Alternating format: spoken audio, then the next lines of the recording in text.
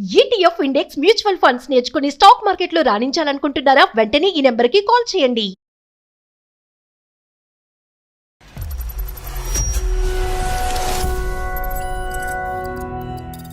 Two months నుంచి నన్ను దూరం పెడుతున్నారండి. అసలు నాతో మాట్లాడట్లేదు, చిరాకు పడిపోతున్నారు.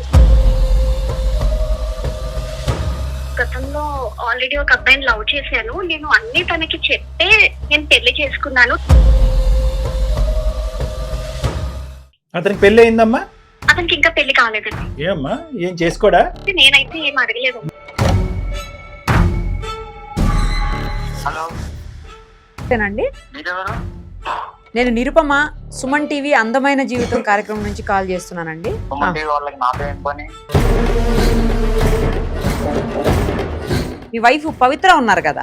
దానికి సిగ్గులేని పని చేసేది మళ్ళీ మిమ్మల్ని హలో, మీరు అలాంటి మాటలు మాట్లాడేంత మీకు రైట్స్ అయితే లేవు. ఏం తెలుసు అని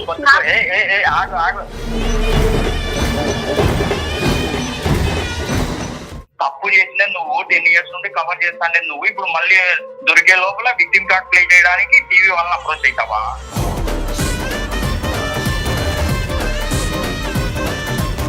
నువ్వు ఫోన్ ఎత్తుతూనే మీ ఆవిడ్ని నానా బూతులు తిడుతున్నావు. మరి 2 నెలలు బట్టి ఇంత కోపం కసి అంతా మనసులో పెట్టుకుని అలాగే ఉన్నావా ఇంట్లో? నా ముగ్గురికి ఏం చేత కాలేదు, అందుకే నేనే సంపాదిస్తాను. వాడు వేస్ట్ కావడానికి మీరు అలా చెప్పలేదు. బాబు, నువ్వు వేస్ట్ గాడు అయితే వేస్ట్ గాడు.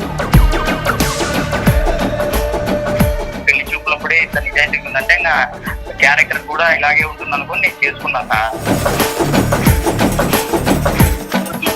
నేను చేయక అసలు ఇంట్లో పరిస్థితి ఎలా ఉంటుంది అసలు? అంటే ఇప్పుడు నేను ఉద్యోగం చేయలేదు కాబట్టి ఇప్పుడు వాడు ఆఫీస్ లో పని చేస్తాను. రేపు పొద్దున వాడు ఫామ్ హౌస్ లో పని చేయమంటాడు, వెళ్తావా? నీ పేరులోనే పవిత్రతుంది, నీ బతుకులో లేదు, నీ బుద్ధిలో లేదు. ఎదవా, వాడేదో కావాలని చెప్పి వింటూ అలవాటు చేసుకో. వీడు జస్ట్ లేట్ అయినందుకే ఇంత కంగారు పడిపోతున్నాడు. వాళ్ళ 2 పిల్లలు నీకు పుట్టలేదు, వానికి పుట్టలేదు, నీకు పుట్టినారనుకుంటే వాడు ఏమైపోతారు రా కాబడుకో, మంచి బీబీగా దొరికినారా మీకు అని మాట్లాడుకోవడం నేను విన్నా సార్. నువ్వు నన్ను అడగాలి కదా, ఏంటి వాళ్ళు ఇలా మాట్లాడుకుంటున్నారు ఏంటి అని నువ్వు అక్కడే నన్ను అడగాలి కదా. నువ్వు కడుపుకి అన్నం తింటావా, గిడ్డి తింటావా? ఎవడన్నా వచ్చి నా పిల్లలు నాకు పుట్టలేదంట, వానికి పుట్టినారంట, సర్టిఫికేట్ చూపిమని ఎవడన్నా అడుగుతాడా? తలచాడినాడు.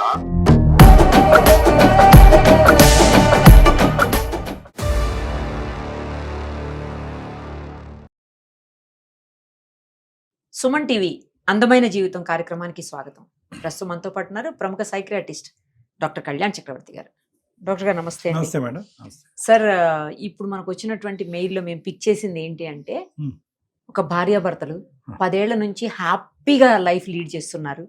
సడన్ గా వాళ్ళ జీవితంలో ఒక సునామీ లాగా మేడం మాటలు లేవు ఇద్దరి మధ్యన. అసలు ఏం జరిగిందో అర్థం కావట్లేదు ఆవిడకు. అసలు కన్ఫ్యూజన్ స్టేటస్ లో మనకు మెయిల్ చేసి ఈ మధ్యనే. సో ఒక్కసారి ఆమెతో మాట్లాడదాం. తప్పకుండా. ఆమె పేరు వచ్చేసి పవిత్ర గారు. ఓకే మేడం, ఒకసారి కాల్ చేద్దాం. తప్పకుండా. హలో హలో, అమ్మ పవిత్ర గారేనా? అవునండి, మీరెవరు? నేను నిరుపమ, సుమన్ టీవీ అందమైన జీవితం కార్యక్రమం నుంచి కాల్ చేస్తున్నానమ్మా. మీరు మెయిల్ చేశారు కదా మాకు. అవునండి. మనతో పాటు డాక్టర్ కళ్యాణ్ చక్రవర్తి గారు కూడా ఉన్నారు. అసలు ఏం జరిగింది, ఎందుకు మీ జీవితంలో ఇలాంటి మార్పు వచ్చింది, అవన్నీ డీటెయిల్డ్ గా ఒక్కసారి చెప్తే దానికి పరిష్కార మార్గాన్ని కూడా డాక్టర్ గారు సూచిస్తారమ్మా. నమస్తే. నమస్తే పవిత్ర, చెప్పమ్మా. చాలా థ్యాంక్స్ అండి, నా మెయిల్ చూసి రెస్పాండ్ అయినందుకు చాలా థ్యాంక్స్ అండి. పర్లేదమ్మా, చెప్పమ్మా. పెళ్ళయి 10 సంవత్సరాలు అవుతుంది. నాకు 2 పిల్లలండి. అసలు ప్రాబ్లం ఏంటంటే మా హస్బెండ్ ఒక 2 months నుంచి నన్ను దూరం పెడుతున్నారండి. అసలు నాతో మాట్లాడట్లేదు, చిరాకు పడిపోతున్నారు. అసలు ఏం జరిగిందో అడుగుతుంటే అసలు చెప్పట్లేదండి. నాకు చాలా బాధగా అనిపిస్తుంది అసలు. అందుకని మీరు కలుపుతారని చెప్పేసి మీకు కొన్ని వివరాలు చెప్పమ్మా. పెళ్ళైన సందర్భం, అరేంజ్డ్ మ్యారేజా, లవ్ మ్యారేజా, జాయింట్ ఫ్యామిలీయా, న్యూక్లియరా? అరేంజ్డ్ మ్యారేజే. కాకపోతే నేను గతంలో ఆల్రెడీ ఒక అబ్బాయిని లవ్ చేశాను. నేను అన్ని తనకి చెప్పే నేను పెళ్లి చేసుకున్నాను. తను యాక్సెప్ట్ కూడా చేశారు. మీ ప్రేమ విరిగిపోవటానికి ఈ పెళ్లి జరగటానికి మధ్యలో ఎంత వ్యవధి ఉంది? ఒక 3 నెలలు అండి. Right, okay. సో ఇదంతా ఎప్పుడు చెప్పారు మీ వారికి? మీరు ముందే చెప్పాను అంటే పెళ్లికి ముందే మీరు మాట్లాడుకున్నప్పుడు అమ్మా? మాకు పెళ్లి చూపులు జరిగే టైంలోనే ఆల్రెడీ మొత్తం తనతో నేను కొంచెం పర్సనల్ గా మాట్లాడి మొత్తం నా స్టోరీ అంతా ఇలా చెప్పాను. సో ఆయన కూడా యాక్సెప్ట్ చేశారండి. యాక్సెప్ట్ చేశారు. యాక్సెప్ట్ చేసిన తర్వాత ఓకే మేము 10 years లో మాకు ఒక్క ప్రాబ్లం కూడా లేదు, మాకు 2 పిల్లలు, సో చాలా బాగా ఉన్నామండి. కానీ ఇప్పుడే సడన్ గా ఎందుకు ఒక 2 నెలల నుంచి ఆయన అసలు నాతో సరిగ్గా ఉండట్లేదు. ఏమైంది? ఊరికే 2 చిరాకు పడిపోతున్నాడు. ఏం చేస్తూ ఉంటారా మాత్రం? ప్రెసెంట్ అయితే నేనే జాబ్ చేస్తున్నానండి, ఆయన ఖాళీగానే ఉంటున్నారు.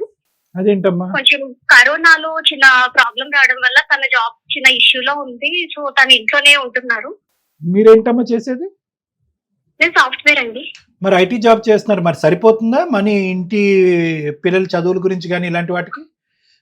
అంటే సరిపోదు, కానీ తప్పదు కదండి జాబ్ చేయాలి అని Right, చెప్పి right, ఇంకా right. నేనే పిల్లలు చూసుకుంటూ మరి ఆయన ఏదైనా ఎందుకు చూసుకోవచ్చు చేయాలని కదా? చేస్తున్నాను. పవిత్ర గారు, మరి మేడం మీ హస్బెండ్ ఎందుకు చూసుకోవచ్చు కదా, జాబ్ దొరుకుతది కదా, ఆయన ఎడ్యుకేటెడ్. అంతకుముందు ఏం జాబ్ చేశారు వాళ్ళు ఆయన? ఆయన కూడా సాఫ్ట్వేరేనండి. మరి సాఫ్ట్వేర్ దొరుకుతాయి కదా ఈజీగానే, ఎందుకు చేసుకోవట్లేదు? అంటే ఎందుకు చూడట్లేదు ఆయన? అంటే యాక్చువల్లీ తను కొన్ని జాబ్స్ అయితే చూసుకున్నారండి, తనకి అసలు నచ్చక వదిలేశారు. బిజినెస్ చేసుకుందామనే ఐడియాలోని తను చూసుకోవట్లేదు. కొన్ని బిజినెస్ కూడా పెట్టారు, కానీ లాస్ లో నడుస్తుందని చెప్పేసి అవి కూడా వదిలేసి ఖాళీగా ఉంటున్నారండి.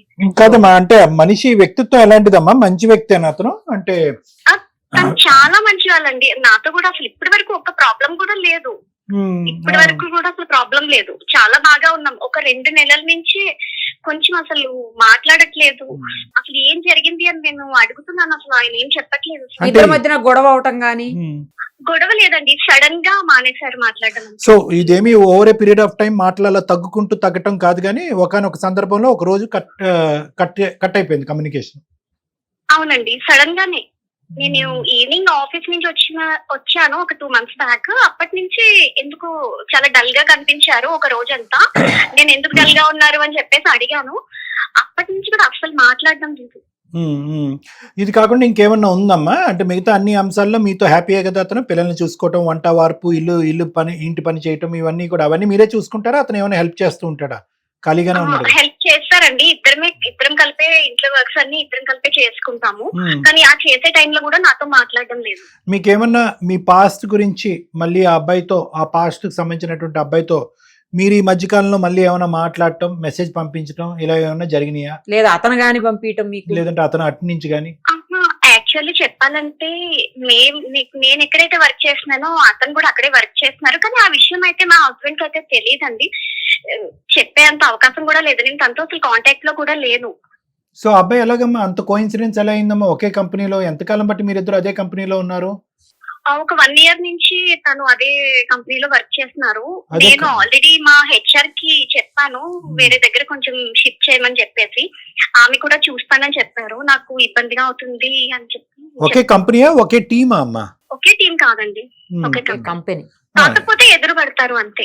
వచ్చి జాయిన్ అయిన అంటున్నాడు కదా, అదేమన్నా మీ ఇద్దరి మధ్య మనస్పర్ధలకి ఒక కారణమా? అలాంటిది ఏమన్నా ఉందని మీకు అనుమానం ఉందా?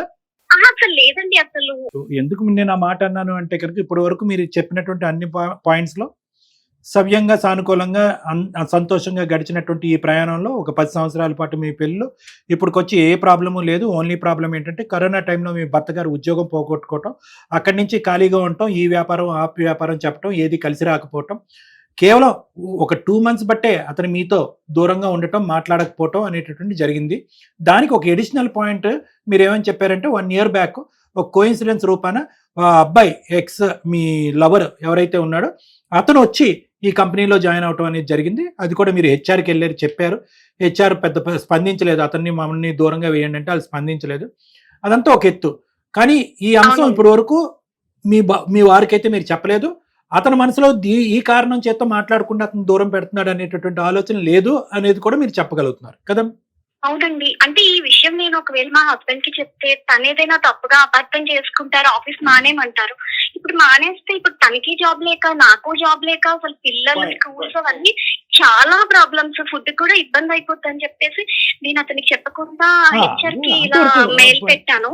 అది కూడా అది పాయింటేనమ్మా, అది పాయింటే. కానీ నేను ఏమన్నా అంటున్నానంటే మీరు చెప్పకపోవటం చెప్పటం వల్ల వచ్చేటటువంటి సమస్య ఒకటి అని అనుకుంటే, మీరు చెప్పకపోగా వేరే చోట నుంచి వచ్చి అతనికి తెలిస్తే కనుక అది ఇంకో అది సమస్య ఇంకో అనేది కూడా సమస్య మీరు దారితీస్తుంది. అంటే రెండు సమస్యలే, కానీ అది పెద్ద సమస్య అవుతుందేమో అనేది మీరు ఒకసారి గమనంలో పెట్టుకోండి. ఇది ఒకటి. రెండో ప్రశ్న, అతనికి పెళ్లి అయిందమ్మా? అతనికి ఇంకా పెళ్లి కాలేదండి. ఏమ్మా, ఏం చేసుకోడా? నేనైతే ఏం అడగలేదండి. అసలు ఎందుకు మాట్లాడట్లేదు, రైట్. నువ్వు ఇలా తప్పు చేసావు ఏంటి, అసలు ఏదైనా చెప్పాలి కదండి. నేను తెలుసుకోవాలనుకుంటున్నాను, అందుకే తను నా కాల్స్ అసలు ఆన్సర్ చేయట్లేదు. మరి ఫోన్ కలుపుతారా ఒకసారి అతనికి మాట్లాడదాం? తను నా కాల్స్ లిఫ్ట్ చేయట్లేదండి. కాల్స్ కూడా లిఫ్ట్ చేయట్లేదా? లిఫ్ట్ చేయట్లేదు. మరి ఈ 2 months బట్టి పిల్లల్ని పెంచే విధానంలో రకరకాల మాటలు వస్తాయి, అవి కూడా మాట్లాడుకోవట్లేదమ్మా మీరు? లేదండి, ఇంట్లో ఏదో అంటే నేను మాట్లాడుతా ఉంటే జస్ట్ అలా వినేసి ఊరుకుంటారు అంతే అండి, అసలు మాట్లాడట్లేదు. సో ఇంట్లో పిల్లల మాటలు తప్ప మీ ఇద్దరు ఏదైనా- మాటలు వినిపించారు? లేదండి, ఒకవేళ నేనే మాట్లాడతాను తనకి అర్థం అవుతుంది, కానీ నాతో మాట్లాడతాను. సరే, ఫేర్ ఎనఫ్. ఒకసారి నంబర్ ఇవ్వమ్మా, మేడంకి నంబర్ ఇస్తే మేడం ఒకసారి కలుపుతారు, మీరు లైన్ లో ఉండండి. మెసేజ్ పంపించమ్మా. ఏం పేరండి మీ హస్బెండ్ పేరు? ఓకే, మెసేజ్ చేయండి నంబర్ ఒకసారి నాకు. Okay madam.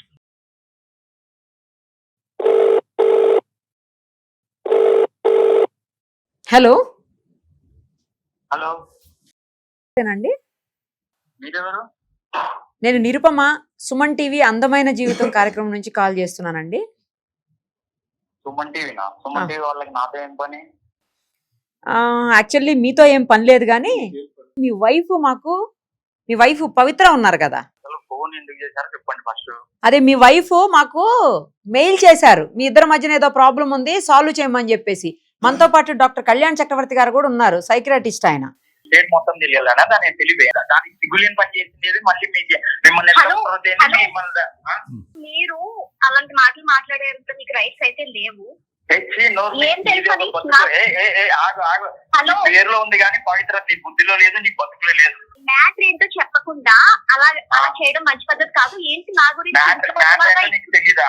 తప్పు చేసిన నువ్వు 10 years నుండి కవర్ చేస్తాను నువ్వు, ఇప్పుడు మళ్ళీ దొరికే లోపల విక్టిమ్ కార్డ్ ప్లే చేయడానికి టీవీ వాళ్ళని అప్రోచ్ అవుతావా?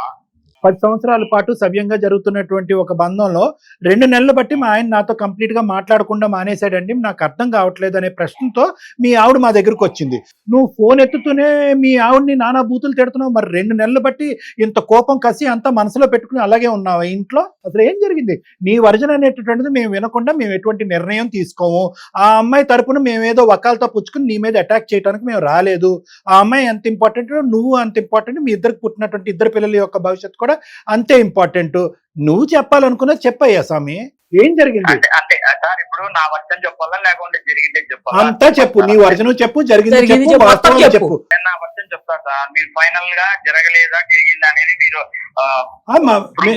మేము చేసుకుంటాం. మాకు ఉండేటటువంటి పద్ధతులు ఏది నిజం అబద్ధం అనేది మాకు ఉంటది, అదంతా పక్కన పెట్టు. నువ్వు చెప్పేం జరిగింది? అంటే నా మొగుడికి ఏం చేత కాలేదు, అందుకే నేనే సంపాదిస్తాను, వాడు వేస్ట్ మీరు అలా చెప్పలేదు. బాబు, నువ్వు వేస్ట్ గాడు అయితే వేస్ట్ గాడు, తనైతే చెప్పలేదు. నువ్వు మెడకేకేస్తే తలకేకేస్తే ఇలాంటి పనులు చేయదు. అది ఏం చేసింది చెప్పాలే కదా. పాయింట్ చెప్పకుండా అంటే ఏం చెప్పగానే మీరు నాకు కాంటాక్ట్ అయినారా? నీతో అబద్ధం ఏం ఆడవలసిన జరగలేదని చెప్తోంది. నీతో అబద్ధం ఆడవలసిన అవసరం ఏమీ లేదు మాకు. ఆ అమ్మాయి మాకేదో న్యూట్రల్ గా నా ప్రాబ్లం చెప్తా వినండి. చెప్పండి. ఆ మాది అరేంజ్డ్ మ్యారేజ్ సార్. అది పెళ్లి చేసుకున్నప్పుడు ఇంకా చదువుకుండేది. నాతో ఏమని చెప్పింది, మంచి సంబంధం అని పెళ్లి చేస్తానండి, లవ్ అఫైర్ అయింది కానీ ఇప్పుడు లేదు, బ్రేకప్ అయ్యి 6 months అయిందా అని చెప్పింది. నాకు అది బ్రేకప్ అయిందో లేదో కూడా నాకు తెలియదు. నిజాయితీగా చెప్పే లోపల నేను నమ్మిన. అబ్బా, పెళ్లి చూపులప్పుడే ఇంత నిజాయితీగా ఉందంటే ఇంకా క్యారెక్టర్ కూడా ఇలాగే ఉంటుంది అనుకుని నేను చేసుకున్నా సార్. 10 years నుండి బాగా గడుస్తుంది. నేను కూడా ఏ విషయాలు ఏం పట్టించుకోలేదు. నాకు కూడా ఏదో ఓన్ గా బిజినెస్ చేసుకుందామని జాబులు మానేస్తాను నేను. ఎందుకంటే ఒకరి కింద పని చేసే మెంటాలిటీ కాదు నాది. ఓన్ గా ఇది అవుతామని నేను ట్రై చేశాను, ఫెయిల్యూర్ అయినాను, వదిలేశాను. ఇప్పుడు ఏదో కొత్త ఓన్ గా స్టార్ట్అప్ స్టార్ట్ చేద్దామని దాని ఆ ప్రాసెస్ లో ఉన్నాగా ఆఫీస్ పోయినప్పుడు నాకు ఒక భరించలేని నిజం తెలిసింది. అంటే దాని క్యారెక్టర్ ఏందనే నాకు తెలిసింది సార్. అది ఏమనేది చెప్తాను. ఆ తర్వాత మీరే పెద్దలు కదా, మీరే ఏం చెప్తారో చెప్పండి. సరే చెప్పు, పెద్దలం కదా చెప్పు. అది నేను ఆఫీస్కి వెళ్ళినప్పుడు నేను ఏదో ఫ్రెష్ అప్ అవుదామని, అది ఇంకా రావడానికి టైం పడుతుందంటే నేను వాష్రూమ్ కి వెళ్ళి ఫ్రెష్ అప్ అయ్యేటప్పుడు వాష్రూమ్ దగ్గర అది దాని దాని ఎట్లా చెప్పాలో నాకు చాలా ఇబ్బందిగా ఉంది సార్. కానీ చెప్పాల పరిస్థితి కాబట్టి చెప్పేస్తున్నాను. చెప్పడానికి రావడం లేదు సార్ అది చేసిన పని. అది వాళ్ళ బాయ్ ఫ్రెండ్ అప్పుడెప్పుడో లవ్ బ్రేకప్ అనింది. ఇప్పుడు వాడు ఆఫీస్ లో ఉన్నాడు. వాడు వాని ఫ్రెండ్ మాట్లాడుకోవడం నేను విన్నాను. వాడు ఏమంటున్నాడంటే వీడు జస్ట్ లేట్ అయినందుకే ఇంత కంగారు పడిపోతున్నాడు. వాళ్ళు ఇద్దరు పిల్లలు నీకు పుట్టలేదు, వానికి పుట్టలేదు, నీకు పుట్టినారనుకుంటే వాడు ఏమైపోతారు రా కొడుకు, మంచి బీపీగా దొరికినారా మీకు అని మాట్లాడుకోవడం నేను విన్నా సార్. అదే ఆఫీస్ లో మా ఫ్రెండ్ ఉన్నాడు. మా ఫ్రెండ్ ద్వారా కనుక్కుంటే తెలిసింది ఏంటంటే వాడు ఆఫీస్ లో 1 year నుండి వర్క్ చేస్తున్నాడంట. సేమ్ ప్రాజెక్ట్ మీద వర్క్ చేస్తున్నాను నాకు తెలిసింది. ఇది నాతో చెప్పాలా కదా. అప్పుడు బ్రేకప్ విషయం చెప్పిండేది 10 years ముందు. 1 year జాయిన్ అయినప్పుడు ఎందుకు చెప్పలే, 1 year నుండి ఎందుకు దాచిపెట్టింది అంటే వీడు కనుక్కోలేదులే. లేదంటే నేను ఆల్రెడీ పెళ్లి చూపులు చెప్పేస్తాను, ఇంకా నేను ఏం చేసినా నిజాయితీ పత్రాలనే సర్టిఫికేట్ తో బతికేచ్చని తను తెలియదు సార్. అందుకనే ముందుగానే అది ముందు పెళ్ళప్పుడు ప్లానింగ్ లేకుంటే రీసెంట్ గా ఏమన్నా పాత విషయాలు గుర్తుకొచ్చి స్వీట్ మెమరీస్ అట్ సైడ్ మళ్ళీ నన్ను ఇది చేసిందో నాకు తెలియదు. కానీ అదైతే నాకు వద్దు సార్. మీ భార్య పేరు ప్రస్తావన వచ్చింది అక్కడ? సార్ వచ్చింది. నేను వాష్రూమ్ పోయేటప్పుడు వాడు అన్నాడు మళ్ళీ నువ్వు ఆఫీస్ లో జాయిన్ అవ్వని తెలిసి ఎంగేమైపోతారా అని వాళ్ళు మాట్లాడుకోవడం నేను విన్నాను. నాకు అన్ని తెలుసు. అందుకే ఆ రోజు నుండి దాని ముఖం చుడుకుది కాదు. సరే సరే, మళ్ళీ అది రిపీట్ చేయకు. కానీ ఎందుకు అలా పదే పదే రిపీట్ చేస్తావు? కానీ విను, సరిగా విను నువ్వు మాట. మేము అడిగేదానికి ప్రశ్నకి సమాధానం చెప్పు. రిపీట్ చేసినంత మాత్రానే ఏం కాదు. ఇప్పుడు అందులో ఉన్నటువంటి మగాళ్ళు ఒక మగాడు ఎవరైతే ఉన్నారో ఒక ఎక్స్ బాయ్ ఫ్రెండ్. ఇన్ని సంవత్సరాలు 10 సంవత్సరాల నుంచి నాతో కాపురం చేస్తున్నావు కదా, ఇన్ని సంవత్సరాల నుంచి నన్ను ఇదే నన్ను అర్థం చేసుకున్నది. ఉద్యోగం అంటున్నావు కదా, ఇప్పుడు సడన్ గా ఎవరో వచ్చి జాయిన్ అయ్యారని చెప్పి నేను ఎందుకు జాబ్ మానేయాలి? జాబ్ మానేస్తే మన పరిస్థితి ఏంటి? నువ్వు ఉద్యోగం చేయక నేను చేయక అసలు ఇంట్లో పరిస్థితి ఎలా ఉంటది అసలు? అంటే ఇప్పుడు నేను ఉద్యోగం చేయలేదు కాబట్టి ఇప్పుడు వాడు ఆఫీస్ లో పని చేస్తాను. రేపు పొద్దున వాడు ఫామ్ హౌస్ లో పని చేయమంటాడు. వెళ్తావా? వెళ్తాంటే అసలు నేను ఉద్యోగం చేయడానికి అతనికి అసలు సంబంధం ఏంటి? నువ్వెవరు చెప్పడానికి అసలు? నాకు అవన్నీ వద్దు. బేసిక్ క్వశ్చన్ ఒకటి అడుగుతా. నువ్వు వాడు 1 year నుండి నీ ఆఫీస్ లో పని చేస్తా అంటే నాకే ఎందుకు చెప్పలేదు? అదొక్కటి చాలు. ఆ విషయం దాచిపెట్టినావంటే మిగతా ఎన్ని విషయాలు దాచిపెట్టింటావో ఆడే అర్థమైపోతుంది. చెప్పేది విను, నేను దాచిపెట్టడం అయితే నిజమే, కానీ నీకు చెప్తే నువ్వు వెంటనే ఉద్యోగం మానేమంటావు. ఉద్యోగం మానేస్తే అసలు ఎలా ఉంటుంది చెప్పిన పరిస్థితి ఏంటి? పిల్లలు ఉన్నారు, స్కూల్స్ అన్ని ఉన్నాయి కదా, అన్ని అర్థం చేసుకొని నేను అసలు నీకు చెప్పలేదు. నేను ఆల్రెడీ HR కి మెయిల్ పెట్టుకున్నాను. నేను ఆల్రెడీ నాకు వేరే దగ్గర ఆల్రెడీ షిఫ్ట్ చేయమని చెప్పేసి నేను అడిగాను. కావాలంటే ఒకసారి మా HR ని వెళ్ళి అడుగు. అన్ని వదిలిపెట్టండి. ఇప్పుడు పిల్లలు వాడు అంత కరాకండి చెప్తున్నాడు నీకు పుట్టలేదంటే ఏమైపోతారా అని. ఎట్లా తెలుస్తాయి వానికి? హలో, ఎవరు చెప్పారు నీకు? నీకు ఎవరు చెప్పారు? చెప్తాడు. ఎక్స్లా వాళ్ళతో మాట్లాడటం విన్నాను నేను. ఏం విన్నావు చెప్పు. వాడు లేట్ అయినందుకే అంత ఇదైపోతుంటే ఆ 2 పిల్లలు వానికి పుట్టలేదు నీకు పుట్టినారంటే వాడు ఏమైపోతారు అని మాట్లాడుకోవడం మన చెవులతో విన్నాను. నువ్వు అడగాలి కదా, ఏంటి వాళ్ళు ఇలా మాట్లాడుకుంటున్నారు ఏంటి అని నువ్వు అక్కడే నన్ను అడగాలి కదా. ఆ పార్టీ జరుగుతున్నప్పుడు అడగాలి కదా. నువ్వు కడుపుకి అన్నం తింటావా గిడ్డి తింటావా? ఏ మొగుడన్నా వచ్చి నా పిల్లలు నాకు పుట్టలేదంట వానికి పుట్టినారంట సర్టిఫికేట్ చూపిమని ఎవరన్నా అడుగుతాడా? తలకాయ ఉన్నాడు అడుగుతాడా? DNA టెస్ట్ చేపిస్తే ఇద్దరికి డౌట్ క్లియర్ అయ్యింది. సంవత్సరాల్లో ఎక్కడైనా ఒక్కసారైనా డౌట్ వచ్చిందా? నువ్వు మా ఆఫీస్ కు వచ్చావు కాబట్టి నువ్వు ఇలా మాట్లాడుతున్నావు. ఇన్ని సంవత్సరాల్లో నీకు రాలేంది ఎవరు? అమ్మా ఒకసారి పవిత్ర నేను ఒక 2 ప్రశ్నలు నిన్ను అడుగుతానమ్మా. మరి వాళ్ళిద్దరూ అంతలా మాట్లాడుకునే చనువు ఉందమ్మా ఆఫీస్ లో? లేదా నీ గురించి కాదు వేరే ఎవరి గురించో మాట్లాడుతున్నారా? అసలు అతను ప్రత్యేకంగా అంటున్నాడు ఇప్పుడుకొచ్చి ఎప్పుడు అతను అనుమానం పడలేదు, ఇటువంటి పరిస్థితి ఎప్పుడు కూడా మీ ఇంట్లో రాలేదు, ఇది ఫస్ట్ టైం అతను అంటున్నాడు. బహుశా అతను చూసింది విన్నదే చెప్తున్నాడు. అసలు ఆ స్థాయిలో వాళ్ళు ఇద్దరు ఒక నీ ఎక్స్ లవరు ప్లస్ ఇంకొక పరాయి వ్యక్తి నీ గురించి అంత అసభ్యకరంగా మాట్లాడుకునేటటువంటి పరిస్థితి మీ ఆఫీస్ లో ఉందా? నాకు అదే అర్థం కావట్లేదు సార్. నేను ఆఫీస్ లో కూడా అందరితో చాలా గౌరవంగా ఉంటాను. అసలు ఎవరితో కూడా నాతో ఎవరు ఇలాంటి టాపిక్స్ అయితే ఎవరు షేర్ చేయలేదు, మాట్లాడలేదు కూడా నాతో. సడన్ గా మరి మా హస్బెండ్ వచ్చిన తర్వాత వాళ్ళు ఎందుకు అలా మాట్లాడారో నాకు అర్థం కావట్లేదు. ఇప్పుడు మీరు అతనితో మాట్లాడిన తర్వాతనే ఇలా పార్టీలో ఇలా జరిగిందని ఇప్పుడు మీతో చెప్తున్నారు. పవిత్ర మరి ఇది లెక్క ఎలా తేలుతుంది? ఇప్పుడు లెక్క ఎలా తేలుతుంది? ఇప్పుడు ఇది లెక్క ఓకే, నీ వరకు నువ్వు చాలా పవిత్ర అనే పేరు పెట్టుకున్నట్టు కానీ నువ్వు చాలా పవిత్రంగా ఉన్నావు. నీ మనస్తత్వంలో నీ ఆలోచన నీ వ్యవహార శైలిలో ఎక్కడ కూడా ఎటువంటి తప్పు లేదు. చక్కగా 2 పిల్లలు మీ ఇద్దరు కన్నారు. కానీ ఒక పరాయి ఇద్దరు వ్యక్తులు ప్రత్యేకంగా ఇతన్ని పక్కన పెట్టుకుని వీడు ఆఫీస్కి నుంచే ఇంటికి వెళ్ళటానికి లేట్ అవుతే ఇంత ఫీల్ అయ్యేటటువంటి వాడు ఆ ఇద్దరు పిల్లలు నీకు పుట్టారు అనేటటువంటి అంత బహిరంగంగా అంత చండాలంగా మాట్లాడుతూటటువంటి ఇద్దరు వ్యక్తులు అలా మాట్లాడుతున్నారు అంటే కనుక ప్రత్యేకంగా అందులో ఎవరికైనా వాళ్ళిద్దరికి కానీ ఒక్కడికి కానీ ఏదో ఒక చెడు బుద్ధి అయితే ఉందిగా, మీ ఇద్దరు కాపురంలో చిచ్చు పెట్టాలని ఉద్దేశం ఉంది కదా. ఎందుకు అంత నేను ఇందాకటి నుంచి అడిగేది ఒకటేనమ్మా, కోయిన్సిడెన్స్ ఒక 1 year బ్యాక్ నీ మనసులో ఏ ఉద్దేశం ఉంది, ఏ ఆలోచన ఉందని నేను మాట్లాడట్లేదు. 1 year క్రితము వాడు ప్రత్యేకంగా పెళ్లి చేసుకోకుండా వెతుక్కుంటూ వచ్చి మీ ఆఫీసులో జాయిన్ అయ్యాడు అంటే కనుక నీ బుద్ధిలో దుర్బుద్ధి లేకపోయినా కూడా వాడి ఉద్దేశంలో దుర్బుద్ధి ఉందేమో, ఇది ఒక అవకాశం కింద వాడుకున్నాడేమో, భార్యాభర్తలను విడగొట్టాలని అనుకున్నాడేమో, వేరే ఫ్రెండ్ యొక్క హెల్ప్ తీసుకుని అక్కడ ఇతనికి వినిపించేటటువంటి విధంగా మాట్లాడి ఇగో చూడు 10 సంవత్సరాల పాటు మీ ఇద్దరి మధ్యన భేదాభిప్రాయాలు లేకుండా ఉన్నప్పుడు అతను ఇప్పుడు క్రియేట్ చేసేసాడు కదా ఇష్యూని. ఇటువంటి దుర్బుద్ధి ఉండేటటువంటి వాడు, ఇలాంటి వాడు మీ ఆఫీసులోకి ఎంటర్ అయిన తర్వాత నీకు ఏమి వాడి యొక్క బిహేవియర్ కానీ మేనరిజమ్స్లో కానీ మాటల్లో కానీ ఓకే, ఒక అంశం అయితే కనుక భర్తకు చెప్పకుండా దాచిపెట్టడం అనేది నేను ఇందాక అన్నాను కదా, 2 రిస్కులు ఉంటాయి. ఒకటి డైరెక్ట్గా మీ భర్తకు అనుకోవటం, ఇంకో రిస్క్ ఏంటంటే కనుక నువ్వు ప్రత్యేకంగా వెళ్ళి మీ భర్తకు చెప్తే కనుక ఈ ఉద్యోగం కూడా మానిపిస్తే ఇల్లు గడిచేది ఎలాగా అనేది ఒకటి. నేను ఏదైతే అన్నానో అదే జరిగింది ఇక్కడ. మీ హస్బెండ్ ఎప్పటికీ మీ జీవితకాలంలో ఎప్పటికీ ఆఫీస్కి రాడని నువ్వు అనుకున్నావో ఏంటో నాకు తెలియదు, కానీ అతను రానే వచ్చాడు. గంట లేట్ అయిందని వచ్చాడు అతను. ఆఫీస్కి వచ్చిన అసలు ప్రాబ్లం ఏంటి సార్? ఇప్పుడు ఇంట్లో మనుషులు ఎవరైనా లేట్ గా వస్తే అసలు ఆఫీస్కి ఎవరైనా వస్తారు కదా సార్, దాంట్లో పెద్ద విషయం అయితే ఒకటి వినండి, ఇక్కడ వినండి అమ్మా పవిత్ర, ఒక్కటి వినండి, జాగ్రత్తగా వినండి. ఇక్కడ నీ యొక్క క్యారెక్టర్, నీ ఆలోచన శైలి కంటే ఎవరైతే నీ చుట్టూరు ఉండేటటువంటి కొంతమంది నీకు తెలియకుండానే మీ జీవితంలో గొయ్యలు తవ్వేటటువంటి ఒక బ్యాచ్ ఉన్నారు, ఆ బ్యాచ్ నువ్వు కనుక్కోలేకపోయావా అని మేము అడుగుతున్నాం. బ్యాడ్ ఇంటెన్షన్ తోనే అక్కడ జాయిన్ అయ్యి ఉండాలి సార్ అసలు. అంతే మేడం, అది ఈ అమ్మాయికి ముందే పసిగట్టి ఐదర్ మీ భర్త కన్నా కూడా వాడు ఇక్కడ చేరాడండి, వాడి ఉద్దేశం ఇలా ఉందని ముందే చెప్పాలి. చెప్పుంటే కనుక అది ఇక్కడి వరకు వచ్చుండేది కాదు.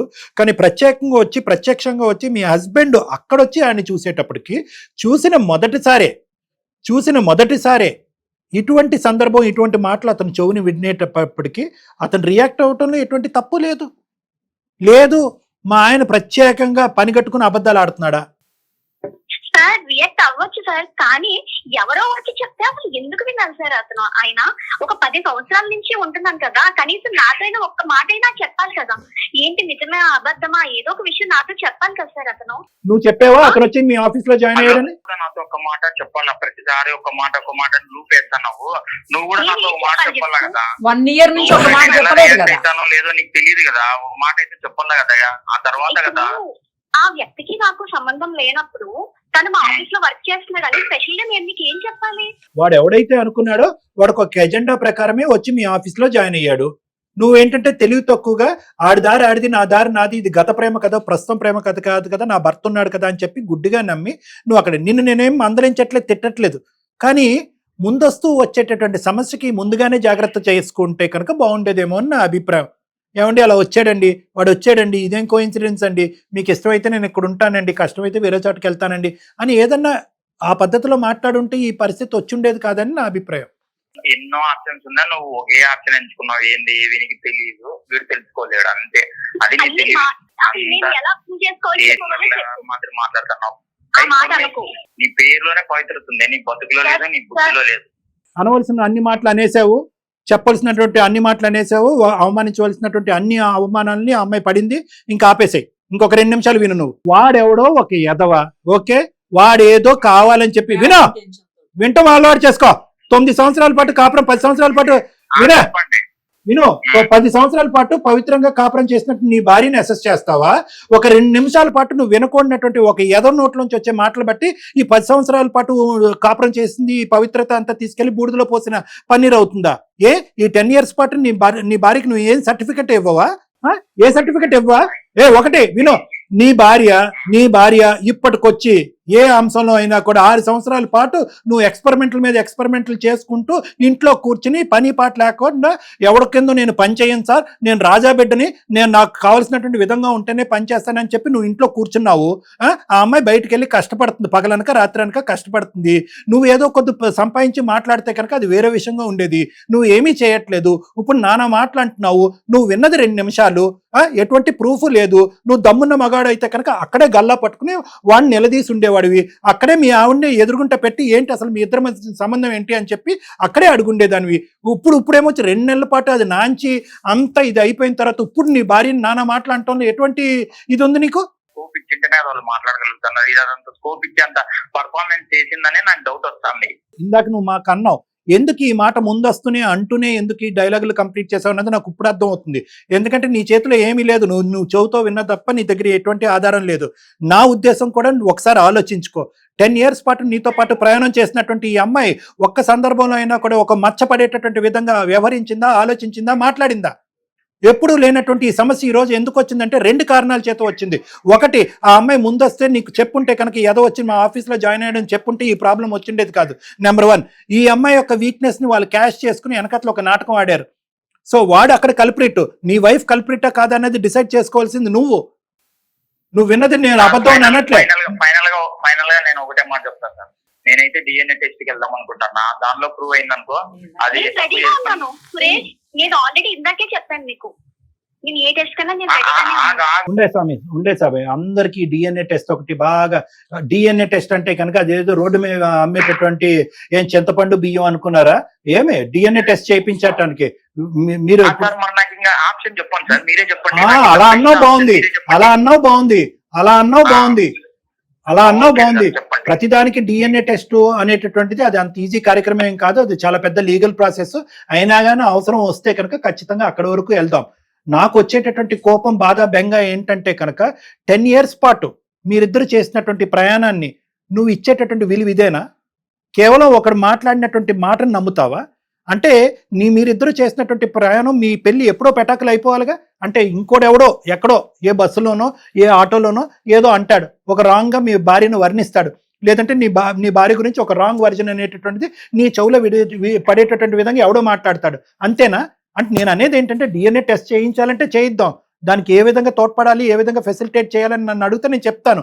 అది కాదు, దానికంటే ముందు మనసా వాచా కర్మ, మనస్ఫూర్తిగా నువ్వు ప్రేమించి పెళ్లి చేసుకున్నటువంటి ఒక భార్య, నమ్మకంగా చేసినటువంటి ఒక 10 సంవత్సరాల ప్రయాణం, ఇష్టపడి పెళ్లి చేసుకున్నటువంటి మీరిద్దరు 6 సంవత్సరాల పాటు నువ్వు ఏ సద్యోగం చేయకపోయినా, ఇంట్లో కూర్చున్నా కూడా ఉద్యోగం చేసేటటువంటి ప్రయత్నం చేయకపోయినా, పెట్టేటటువంటి ఎక్స్పెరిమెంటల్గా బిజినెస్లు పెట్టి నష్టం వచ్చినా కూడా ఆ నష్టం అమ్మాయి భాగం పంచుకుని ఉందే గానీ నువ్వు వెళ్ళి బయటకు వెళ్ళి పని చేసి 4 పైసలు సంపాదించు అని చెప్పి నీ మీద ఒత్తిడి పెట్టినటువంటి ఒక భార్యకి ఈరోజు నువ్వు ఇచ్చే విలువ ఇంతేనా? సార్ నా ఫైనల్ వర్డ్ ఒకటే సార్, నాకు 6 months టైం కావాలా. అందులోపు నా స్టార్ట్అప్ స్టార్ట్ అవుతుంది, అందులోపు నేను కూడా రీథింకింగ్ చేసుకుంటా. నీ స్టార్ట్అప్ లో చేసుకొని అప్పుడు ఫైనల్ గా నా వర్షన్ అనేది అమ్మాయితో కలవడం, లేదంటే నా పిల్లలతో ఇది కావడం తప్పు, చాలా తప్పు. ఎవరు నీకు ఆప్షనే లేదు. సురేష్, నీకు ఆప్షనే లేదు. డిఎన్ఏ టెస్ట్ చేయిద్దామంటే చేయిద్దాం, కానీ దానికంటే ముందు ఎవడైతే ఈ మాటలు అన్నాడో వాడు గల్లా పట్టుకుని పద, అమ్మాయి కూడా వస్తుంది, నేను నిరుపమ మేడం కూడా వస్తాము, అసలు వాడు ఏ సందర్భంలో ఏ పరిస్థితిలో అన్నాడు, అసలు ఈ అమ్మాయిని ఉద్దేశించి అన్నాడా, ఏ ఆలోచనతో అన్నాడు, మొత్తం అంతా కూడా లెక్క తేలటం పెద్ద కష్టం కాదు. మేము ఇన్వాల్వ్ అవుతాయి. డిఎన్ఏ టెస్ట్ కంటే ముందు మేము ఇన్వాల్వ్ అవుతాం. అసలు నిజాలు ఏంటి అనేటటువంటిది అక్కడ బట్టబయలు అవుతాయి. ఆ అమ్మాయి కూడా ఒక మాట అంది, ఏమంది నీ భార్య? ఏమండి దేనికైనా, ఏ టెస్ట్ కైనా, ఏ ఇన్వెస్టిగేషన్ కైనా, ఎటువంటి పరీక్షకైనా నేను మెంటల్ గా ప్రిపేర్ గానే ఉన్నాను, మీదే లేటు అని అంది. నువ్వు దానికి ఇచ్చినటువంటి ఆప్షన్ ఏంటంటే డిఎన్ఏ టెస్ట్. కానీ అది నేనేమనుకుంటున్నానంటే ఎథికల్ గా, మోరల్ గా, మానవతా దృక్పథంలో అది మంచి ఆలోచన కాదు. భార్యాభర్తల మధ్యన టెస్టులు అనేటటువంటిది బంధాన్ని ఏర్పరచవు. భార్యాభర్తల మధ్యన నమ్మకం అనేటటువంటిది ఉంటుంది, ప్రేమ ఆప్యాయతలని ఉంటుంది, గతం అనేటటువంటిది చరిత్ర మీ ఇద్దరి యొక్క బంధం గురించి మాట్లాడుతుంది. ఒక పనికిరానోడు ఒక 4 మాటలు, నీకే కాదు ఈ ప్రోగ్రామ్ చూసేటటువంటి వాళ్ళందరికీ కూడా చెప్తున్నాను, ఎవరో ఏదో మాట్లాడుకుంటారు, రోడ్డు మీద ఎన్నో కుక్కలు మరుగుతూ ఉంటాయి. దమ్ముంటే కనుక కుక్క ఎందుకు మరుగుతున్నావు అని చెప్పి అక్కడే లెక్క తేల్చుకోండి.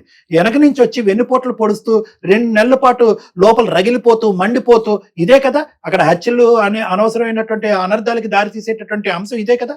మీరు అక్కడే లెక్క తేల్చుకుని ఉంటే సరిపోయి ఉండేది. మేము పవిత్రాన్ని తీసుకెళ్లి ఫేస్ టు ఫేస్ మాట్లాడుకుంటాం సార్. ఏమ్మా పవిత్ర, నువ్వు దానికి రెడీ అయినా? అతను వస్తాడంట, వాడిని అడుగుతాడంట, అతన్ని అడుగుతాడంట. రెడీ అయినా నువ్వు? నేను రెడీ సార్, నేను దేనికైనా ఇప్పుడు రెడీ అని చెప్తున్నాను కదా సార్. మరి ఒకప్పుడు ఏ తప్పు చేయలేదు, నేను కరెక్ట్ గా ఉన్నాను. ఒకప్పుడు ఏమైనా చెప్పుకోమని చెప్పండి. ఒకప్పుడు వాడు కావాలనే మాట్లాడాడు, మీ ఇద్దరి మధ్యన ఏదో చిచ్చు పెట్టడానికి వాడు మాట్లాడాడు, వాడు ఒక దురుద్దేశంతో వచ్చి మీ ఆఫీస్లో జాయిన్ అయ్యాడని తెలిస్తే కనుక నువ్వు వెంటనే అక్కడ ఉన్నటువంటి జాబ్కి రిజైన్ చేసి ఇంకో చాటుకి వెళ్ళడానికి రెడీ అయినా? లేదంటే హెచ్ఆర్కి లేదంటే నేనెందుకు నా జీవితాన్ని రిస్క్లో పెట్టాలి అనుకుంటే కనుక జరిగినటువంటి దాని అంతరికి మేము సాక్ష్యంగా ఉంటాము, ఇన్ రైటింగ్ నువ్వు మీ హెచ్ఆర్ వాళ్ళకి రిపోర్ట్ చేయి, వీడు ఇలా అబ్యూస్ చేస్తున్నాడు, ఇలా ప్రాబ్లం క్రియేట్ చేస్తున్నాడు అని నువ్వు రాయి, మేము కూడా దానికి సపోర్టింగ్గా ఉంటాం, వాడిని అక్కడి నుంచి ఉద్యోగంలో తీసేసేటటువంటి విధంగా మనం ప్రయత్నం చేద్దాం. సరే సార్, సపోర్ట్ గా ఉంటుందని చెప్తాను. అది అక్కడ కూడా నీకు క్లారిటీ రాలేదు అని అనుకుంటే కనుక నువ్వు అన్నట్టుగా ఏదైతే టెస్ట్ ఉందో దాన్ని కూడా మనం ఫెసిలిటేట్ చేద్దాం. But that should always be the last option. Okay sir, date time fix చేసి ప్రొసీడ్ అవుతాం. అందుకే దయచేసి నువ్వు 6 నెలలు టైం పెట్టాను, స్టార్ట్అప్ పెట్టి సెటప్ పెడతాను, ఇవన్నీ వేరే విషయం. ఫస్ట్ నాకు ముఖ్యమైనటువంటి అంశం ఏంటంటే మీ పర్సనల్ లైఫ్. నువ్వు స్టార్ట్అప్ పెడతావు, బిజినెస్ పెడతావు, ఎంత ఖర్చు పెట్టి ఎంత తగలడతావు అనేది నీ యొక్క ఆలోచన శైలి, దాంట్లోకి నేను జోక్యం చేసుకోవట్లేదు. కానీ ఈడు జోడుగా ఉండటము, ఇద్దరు కలిసిమెలిసి ప్రయాణం చేయటము, మీ స్టార్టప్లో ఆ అమ్మాయి కూడా ఒక భాగస్వామి అవటము, దాని పరంగా ఆ అమ్మాయి హెల్ప్ చేయటము, ఆ అమ్మాయి వచ్చేసేటటువంటి వృత్తిలో మీరు మానసికంగా సపోర్ట్ ఇవ్వటము, ఇద్దరు చక్కగా పిల్లల్ని చూసుకోవటం అనేది ప్రధానమైన అంశం. అన్నింటికంటే పిల్లలు సార్ ఇంపార్టెంట్. పిల్లలు నలిగిపోతున్నారు 2 నెలలు బట్టి. ఎస్, ఓకేనా? Okay sir. రైట్. ఓకే. ఏమ్మా పవిత్ర గారు ఓకేనా? ఓకే, మీరు మాట్లాడండి. అక్కడ జరిగినటువంటి ఫలితం ఏమైందో ఆడితో మాట్లాడిన తర్వాత ఏం రిజల్ట్ వచ్చిందన్నది మాకు చెప్పండి, దాన్ని బట్టి నెక్స్ట్ స్టెప్స్ ప్రొసీడ్ అవుదాం. Okay, thank you. ఇతనికి ఏంటంటే మేడం, బేసికలీ ఓకే అమ్మాయి చేసింది ఒక తప్పు మేడం, ఏంటంటే what ever it is transparency. వాడెవడో అయితే కనుక అది వేరే విషయం. హీజ్ ఎక్స్ ఆల్రెడీ అతనికి ముందు చెప్పింది. ఇప్పుడు ఎలా అయింది, 50% అమ్మాయి అప్పుడు చెప్పింది, మిగతా 50% దాచినట్టు అయిపోయింది. అంటే వాడు అసలు ఈ కంపెనీలో జాయిన్ అవ్వకపోయింటే వేరే ఉండేది, అసలు అవసరమే లేదు. ఇక్కడేం జాయిన్ అవటము, వాడు ఎందుకు వచ్చాడు అనేది ఎవరికన్నా ఆలోచన వస్తుంది. ఇన్ని 100 కంపెనీల్లో ఎందుకు, సరే కోఇన్సిడెన్స్ అనుకుందాం. ఇటువంటి కోఇన్సిడెన్స్ అయిపోయింది మా ఇంట్లో అని చెప్పి జోక్గా అమ్మాయి భర్తకు చెప్పినా సరిపోయి ఉండేది. అవును, జోక్గా చెప్పినా అట్లీస్ట్ ఫ్యాక్ట్స్ గానే ఉన్నాయి, ఇన్ఫర్మేషన్ ట్రాన్స్పరెంట్ గా ఉన్నదని. అది నెంబర్ 1. నెంబర్ 2 ఏంటంటే కనుక ఇతను విన్నది ఏమి పిచ్చి మాటలు కాదు. వాడు అనే ఉంటాడు, ఈ అమ్మాయిని ఉద్దేశించి అన్నాడో ఏమన్నాడో నాకు తెలియదు కానీ అనే ఉంటాడు.